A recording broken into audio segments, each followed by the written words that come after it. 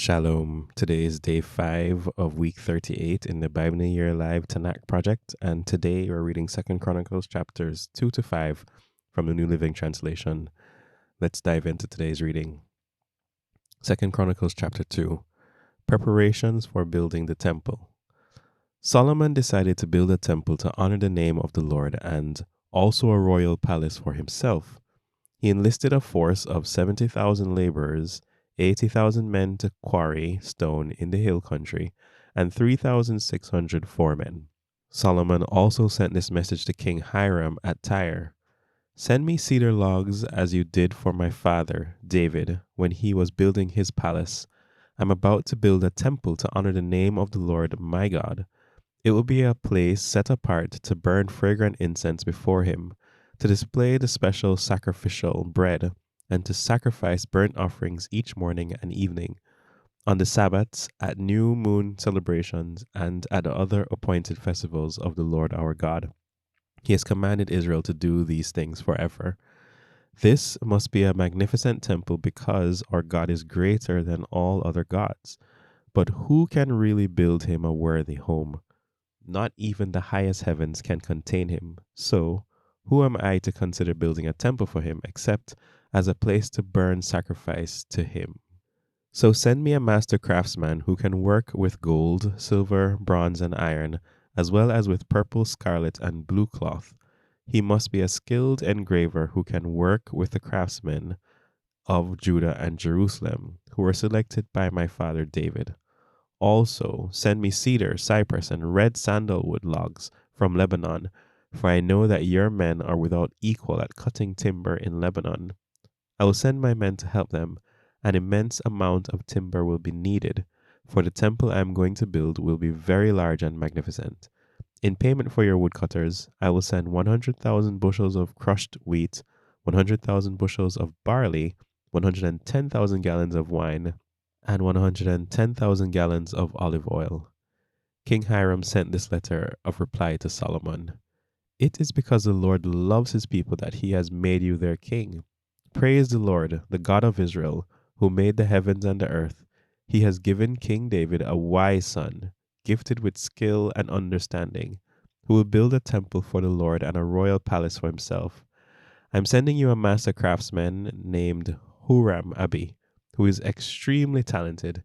His mother is from the tribe of Dan in Israel, and his father is from Tyre. He is skillful at making things from gold, silver, bronze, and iron, and he also works with stone and wood. He can work with purple, blue, and scarlet cloth and fine linen.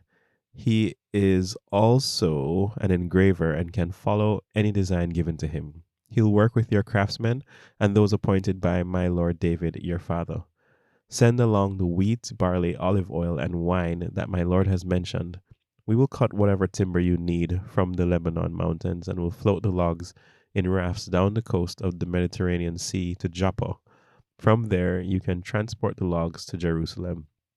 Solomon took a census of all foreigners in the land of Israel, like the census his father had taken, and he counted 153,600. He assigned 70,000 of them as common laborers, 80,000 as quarry workers in the hill country, and 3,600 as foremen. Chapter 3. Solomon builds a temple. So Solomon began to build the temple of the Lord in Jerusalem on Mount Moriah, where the Lord had appeared to David his father. The temple was built on the threshing floor of Araunah, the Jebusite, the site that David had selected. The construction began in mid-spring during the 4th year of Solomon's reign.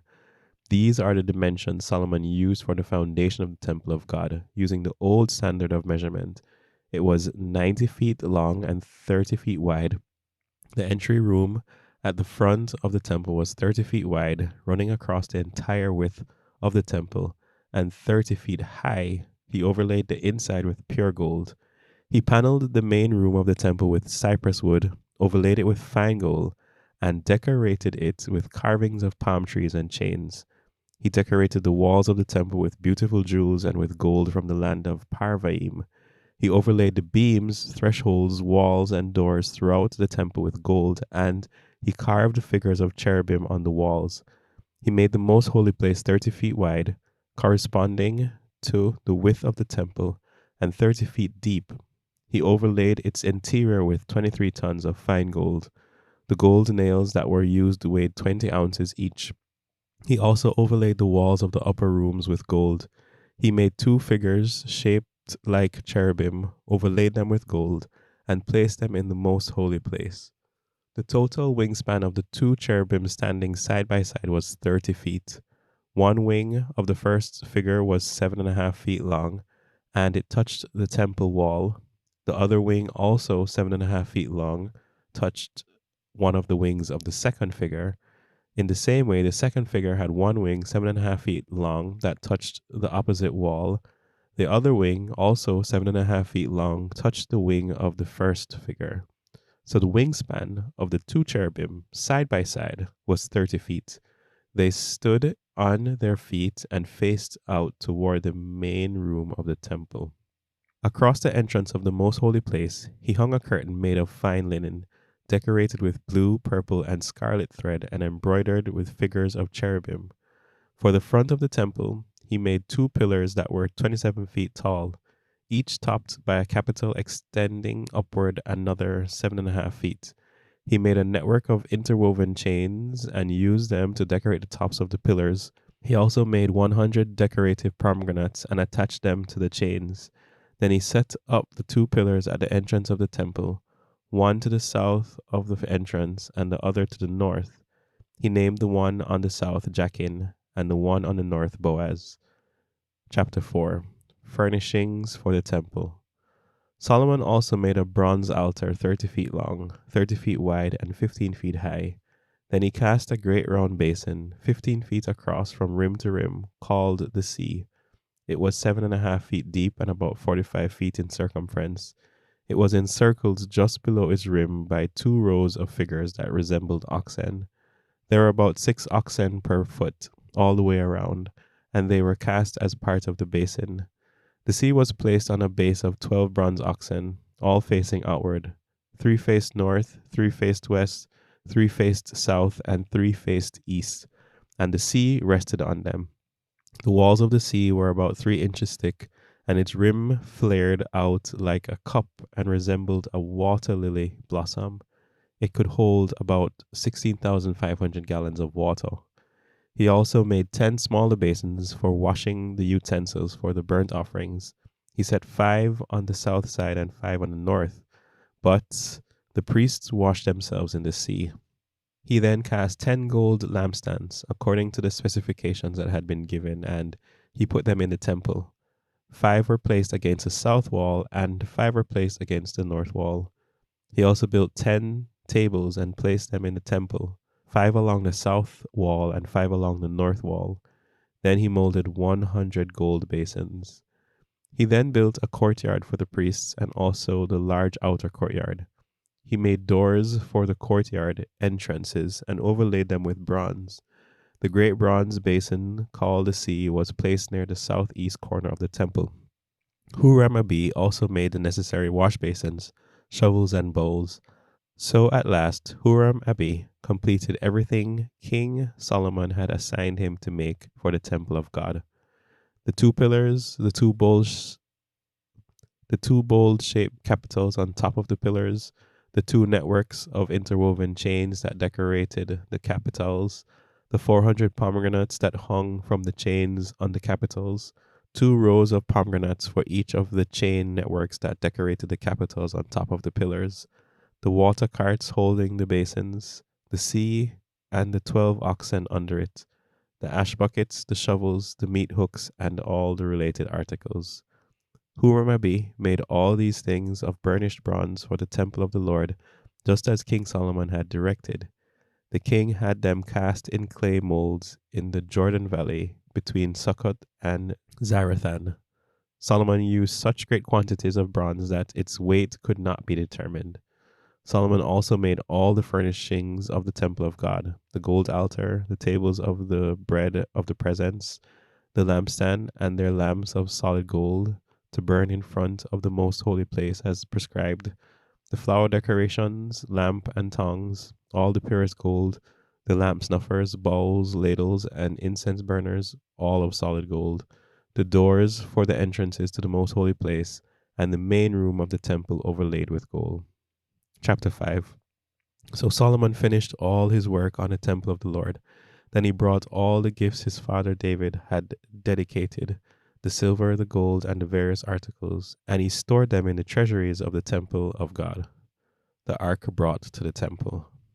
Solomon then summoned to Jerusalem the elders of Israel and all the heads of the tribes of the leaders of the ancestral families of Israel. They were to bring the ark of the Lord's covenant to the temple from its location in the city of David, also known as Zion. So all the men of Israel assembled before the king at the annual festival of shelters, which is held in early autumn. When all the elders of Israel arrived, the Levites picked up the ark. The priests and Levites brought up the ark along with the special tent and all the sacred items that had been in it. There, before the ark, King Solomon and the entire community of Israel sacrificed so many sheep and goats and cattle that no one could keep count. Then the priests carried the ark of the Lord's covenant into the inner sanctuary of the temple, the most holy place, and placed it beneath the wings of the cherubim. The cherubim spread their wings over the ark, forming a canopy over the ark and its carrying poles. These poles were so long that their ends could be seen from the holy place, which is in front of the most holy place, but not from the outside. They are still there to this day. Nothing was in the ark except the 2 stone tablets that Moses had placed in it at Mount Sinai, where the Lord made a covenant with the people of Israel when they left Egypt. Then the priests left the holy place. All the priests who were present had purified themselves, whether or not they were on duty that day. And the Levites who were musicians, Asaph, Heman, Jeduthun, and all their sons and brothers, were dressed in fine linen robes and stood at the east side of the altar playing cymbals, lyres, and harps. They were joined by 120 priests who were playing trumpets. The trumpeters and singers performed together in unison to praise and give thanks to the Lord. Accompanied by trumpets, cymbals, and other instruments, they raised their voices and praised the Lord with these words: He is God, his faithful love endures forever. At that moment, a thick cloud filled the temple of the Lord. The priests could not continue their service because of the cloud, for the glorious presence of the Lord filled the temple of God. Amen.